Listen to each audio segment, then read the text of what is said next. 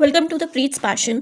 Hello friends, atom part 1 और part 2 video में मैंने आपको बताया था कि एटम क्या होता है। तो एक बार फिर से रिवाइज कर लेते हैं।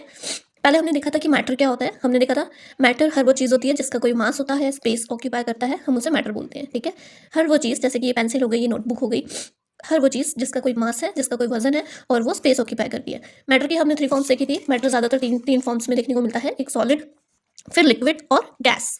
फिर हमने एक ऐसी एग्जांपल देखी थी जो कि मैटर नहीं है, जैसे कि शैडो हो गई। ठीक है, शैडो का ना ही कोई मास होता है और ना ही वो कोई स्पेस ऑक्यूपाई करती है, ना ही वो कोई जगह लेती है। जैसे ये पेंसिल यहाँ पे जगह ले रही है, स्पेस ले रही है। ठीक है, अभी ये जितनी स्पेस ले रही है, इसकी जगह इस स्पेस में और कुछ नहीं आ सकता। ये पेंसिल स्पेस ले रही है। ठीक है, तो वैसे ही शैडो जो है कोई स्पेस नहीं लेती। फिर हमने बात की थी पार्टिकल्स की। ठीक है, तो ये जो मैटर है पूरा का पूरा, ये जो तीनों टाइप्स के मैटर है, ये किससे बनते हैं? पार्टिकल्स से बनते हैं। Have you ever seen dust particles visible in the sunlight? ठीक है, तो हमने देखा था कि कहीं पे भी अगर सनलाइट आ रही हो किसी बंद कमरे में, तो वहाँ पे सनलाइट में हमें डस्ट पार्टिकल्स देखने को मिलते हैं उड़ते हुए। ठीक है, जो कम स्पीड में एक ही जगह में उड़ रहे होते हैं। ऐसा हमने देखा, ऐसा तो सबने देखा ही होता है हमेशा।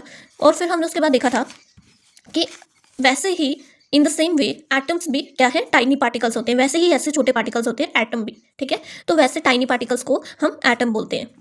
लेकिन फिर हमने एक एग्जांपल देखी थी कि अगर हम चॉक को चॉक पाउडर में बदल दें, ठीक है, चॉक का चॉक पाउडर बना दें, तो हमें बहुत ही फाइन पाउडर मिलेगा और उस पाउडर में बहुत सारे छोटे छोटे पार्टिकल्स होंगे, किसके? चॉक के ही पार्टिकल्स होंगे। वो इतने सारे पार्टिकल्स होंगे कि हम उन्हें अलग भी नहीं कर सकते, इतने ज़्यादा टाइनी पार्टिकल्स होंगे। फिर हमने देखा था बट एटम्स, लेकिन एटम भी पार्टिकल तो है, लेकिन एटम कैसा पार्टिकल है? सब माइक्रोस्कोपिक पार्टिकल है। सब माइक्रोस्कोपिक पार्टिकल का मतलब है कि वो इतना छोटा पार्टिकल है कि हम उसको माइक्रोस्कोप से नहीं देख सकते। Meaning they can not be seen with microscope. ठीक है, तो हम माइक्रोस्कोप से भी इसको नहीं देख सकते हैं। फिर हमने देखा था कि जो एटम है वो पार्टिकल है। ठीक है, उसमें उसमें बहुत सारे पार्टिकल्स हैं। एक एटम जब बनता है तो बहुत सारे पार्टिकल्स के मिलने से बनता है। ठीक है, एटम खुद ही एक ग्रुप है बहुत सारे पार्टिकल्स का। ठीक है, जिसमें सेंटर में बहुत सारे पार्टिकल्स होते हैं और कुछ पार्टिकल्स उसके अराउंड में होते हैं। हमने ऐसा देखा था। और इनमें से कुछ पार्टिकल्स होते हैं जिसके पास पॉजिटिव चार्ज होता है, किसी के पास नेगेटिव चार्ज होता है, और कुछ ऐसे पार्टिकल होते हैं जिनके पास कोई चार्ज नहीं होता है, कोई भी चार्ज नहीं होता है। तो उन पार्टिकल्स को हमने अलग अलग नाम दिए हुए थे। ठीक है, वो कौन कौन से पार्टिकल थे? जैसे some particles have positive charge, जिनके पास पॉजिटिव चार्ज था उन्हें हम प्रोटॉन बोल रहे थे, और जिनके पास नेगेटिव चार्ज था उनको हम इलेक्ट्रॉन बोलते हैं। ठीक है, और जिनके पास कोई चार्ज नहीं है, ना ही पॉजिटिव और ना ही नेगेटिव, जो बिल्कुल बीच की है, उसे हम बोलते थे न्यूट्रॉन्स। ठीक है, क्योंकि ये न्यूट्रल है, क्योंकि ये न्यूट्रल थे इसलिए इनको न्यूट्रॉन बोला गया। ठीक है, ना ही ये आर के थे ना ही पार के थे, ये बीच के थे। फिर उसके बाद हमने देखा था एटम का स्ट्रक्चर। ठीक है, मैंने आपको बताया था कि ये जो सेंटर पार्ट होता है एटम का, ठीक है, सेंटर में सबसे ज़्यादा पार्टिकल्स होते हैं, जहाँ पे दो तरह के पार्टिकल्स होते हैं, एक प्रोटॉन और एक न्यूट्रॉन्स। ठीक है, जो प्रोटॉन होते हैं वो पॉजिटिव चार्ज वाले पार्टिकल थे, अभी मैंने पहले बताया आपको, और जो न्यूट्रॉन थे वो उनके पास कोई चार्ज नहीं होता, ना ही पॉजिटिव और ना ही नेगेटिव होते हैं वो। तो ये दोनों पार्टिकल्स बिल्कुल सेंटर में जुड़े हुए, एकदम इकट्ठा हुए होते हैं, जमा हुए होते हैं, और ये जो सेंटर को बहुत ही ज़्यादा डेंस बना देते हैं, यानी कि डेंसिटी बहुत हाई हो जाती है सेंटर वाले पार्ट की। ठीक है, डेंसिटी का मतलब है घनापन। ठीक है, तो जो ये जो सेंट्रल पार्ट है, जैसे हमने नाम दिया न्यूक्लियस। ठीक है, तो ये जो पूरा एटम है इसका ये जो सेंटर पार्ट है इसे हम बोलते हैं न्यूक्लियस, जो कि बहुत ज्यादा डेंस हो जाता है। यहाँ पे घनापन बहुत ज्यादा होता है पार्टिकल्स का। यहाँ पे प्रोटॉन्स और न्यूट्रॉन्स दोनों एक साथ रहते हैं।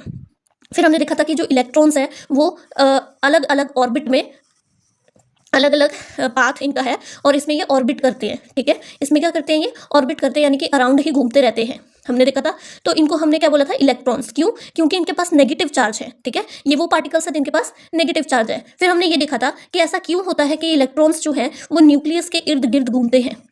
ऐसा क्यों होता है? क्योंकि प्रोटॉन्स के पास पॉजिटिव चार्ज होता है और इलेक्ट्रॉन्स के पास नेगेटिव चार्ज होता है, जिसकी वजह से जो पॉजिटिव चार्ज वाले पार्टिकल होते हैं वो नेगेटिव चार्ज वाले पार्टिकल्स को अपने पास खींचते हैं, अट्रैक्ट करते हैं। ठीक है, जिसको हम बोलते हैं force of attraction. Force of attraction की वजह से जितने भी नेगेटिव चार्ज वाले पार्टिकल्स होते हैं वो क्या करते हैं? वो अट्रैक्ट होते हैं प्रोटॉन्स की तरफ और यहीं पर घूमते रहते हैं। ठीक है, अब हम क्या देखेंगे कि ये जो एटम है इसकी डिस्कवरी किसने की?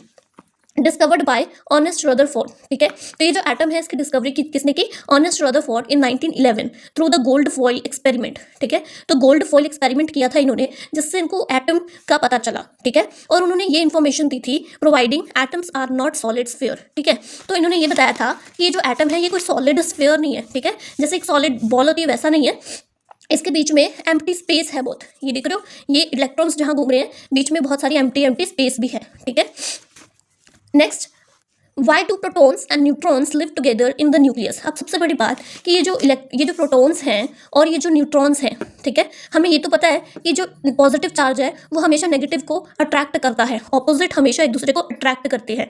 तो इसीलिए इलेक्ट्रॉन जो है वो यहाँ घूमते रहते हैं प्रोटॉन के पास, ठीक है, गोल गोल। लेकिन ये जो प्रोटॉन है और ये जो न्यूट्रॉन है ये सेंटर में न्यूक्लियस में एक साथ कैसे रहते हैं, ठीक है, इनके बीच में ऐसा क्या होता है कि ये एकदम कंबाइन होकर यहाँ पे सेंटर में रहते हैं, ठीक है। तो why do protons and neutrons live together in the nucleus? Because the strong nuclear force, ठीक है, बहुत ज़्यादा स्ट्रॉन्ग न्यूक्लियर फोर्स की वजह से, and incredibly powerful short range attractive force, ठीक है, ये जो स्ट्रॉन्ग न्यूक्लियर फोर्स है, ठीक है, ये शॉर्ट रेंज है, यानी कि इसकी जो रेंज है इस फोर्स की ये बहुत कम दूर तक है, ठीक है, बहुत दूर तक नहीं है, बस थोड़ा सा डिस्टेंस तक ही है ये, ठीक है। एक ऐसी फोर्स है जिसकी रेंज बहुत कम है, बहुत दूर तक नहीं लगती है, लेकिन पास पास बहुत स्ट्रांग है। ये अट्रैक्टिव फोर्स है जो कि बाइंड करती है, जोड़ के रखती है किसको, प्रोटॉन और न्यूट्रॉन को। Overcoming the electromagnetic repulsion between positively charge protons, ठीक है। ये इलेक्ट्रोमैग्नेटिक रिपल्जन क्या होता है, हमने हमेशा पढ़ा है कि जो ऑपोजिट चीज़ें होती हैं वो हमेशा एक दूसरे को अट्रैक्ट करती है। पॉजिटिव अट्रैक्ट करता है इसको, नेगेटिव को अपनी तरफ खींचता है। लेकिन अगर दो पॉजिटिव चार्ज एक साथ हो तो वो एक दूसरे को क्या करते हैं, रिपेल करते हैं, दूर दूर हो जाते हैं, ठीक है। लेकिन सेंटर में न्यूक्लियस में ऐसा क्या होता है कि बहुत सारे प्रोटॉन एक साथ न्यूट्रॉन के साथ रहते हैं। वो क्या होता है, वो न्यूक्लियर फोर्स की वजह से, और वो न्यूक्लियर फोर्स इतनी ज़्यादा स्ट्रांग होती है कि वो इलेक्ट्रोमैग्नेटिक रिपल्जन को भी पीछे छोड़ देती है, ठीक है, वो उस पर भी काम नहीं करती है, ठीक है। और ये जो पॉजिटिवली चार्ज प्रोटॉन होते हैं एक दूसरे को रिपेल नहीं कर पाते हैं। Example, imagine trying to push two strong magnets, ठीक है, टुगेदर बट दे रिपेल। जो दो स्ट्रॉन्ग मैग्नेट्स हैं उनको एक साथ पुश कर रहे हो। Now imagine a super strong invisible glue that only works when they are almost touching. एक ऐसी ग्लू है जो भी इसके कांटेक्ट में आएगा वो इसके साथ चिपक जाएगा, ठीक है। And neutrons like extra helpers holding that glue in place keeping the magnet stuck, ठीक है। तो न्यूट्रॉन कुछ ऐसा ही करते हैं, न्यूट्रॉन प्रोटॉन्स को बाइंड करके रखते हैं, ठीक है। इनकी जो न्यूक्लियर फोर्स होती है वो बहुत ज़्यादा स्ट्रॉन्ग होती है जिसकी वजह से प्रोटॉन रिपेल नहीं करते, दूर दूर नहीं जाते, वो जुड़े रहते हैं, ठीक है। Without the strong nuclear force the positive protons would repel. अगर ये स्ट्रॉन्ग न्यूक्लियर फोर्स नहीं होती तो ये जो पॉजिटिव प्रोटॉन्स होते ये हमेशा रिपेल करते each other and the nucleus would fly apart, ठीक है। और जो न्यूक्लियस है वो दूर दूर बिखर जाता, मेकिंग एटम्स इम्पॉसिबल, जिसकी वजह से एक एटम ही नहीं बन पाता, ठीक है। तो ये था कॉन्सेप्ट कि प्रोटॉन्स और न्यूट्रॉन्स न्यूक्लियस में एक साथ कैसे रहते हैं। Thank you.